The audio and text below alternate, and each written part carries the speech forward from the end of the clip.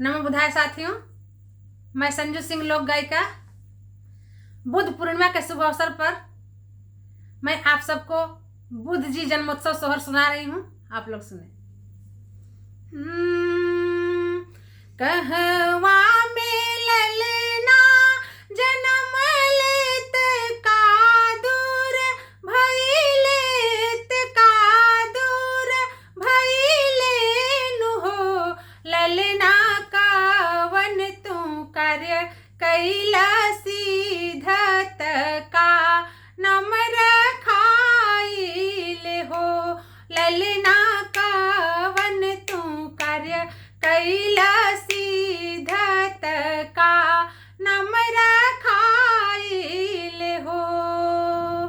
लुम्बिनी में ललना जन्म लेत दुख दूर भइलेत दुख दूर भइले नु हो। ललना अर्थ के कई दिहले सिद्धार्थ नमर खाइले हो। ललना अर्थ के कई दिहले सिद्धार्थ नमर खाइले हो। के हउए ललना के माइत के हउए बाबूत के हउए बाबून हो। ललना कवना ही वंश के चिरागत कहवा अंजोर कैले हो।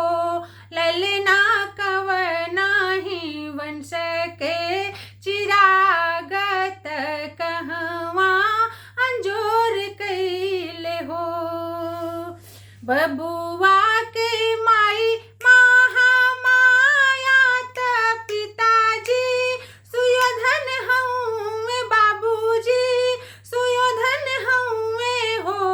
ललना शाक्य ही वंश के चिरागत विश्व में आंजोर कैले हो। ललना शाक्य ही वंश के चिरागत विश्व में अंजोर कैले विश्व में अंजोर कैले विश्व में अंजोर कैले हो। दोस्तों, मेरा YouTube चैनल है संजू सिंह के नाम से। आप लोग उसको सर्च कीजिए और सब्सक्राइब कीजिए, लाइक शेयर कमेंट कीजिए और हाँ, बेल बटन दबाना ना भूलिएगा। और मेरा फेसबुक पेज है संजू सिंह फोक सिंगर के नाम से। आप लोग वहाँ मुझको फॉलो कीजिए। बहुत बहुत धम कामनाएं। धम रात्रि।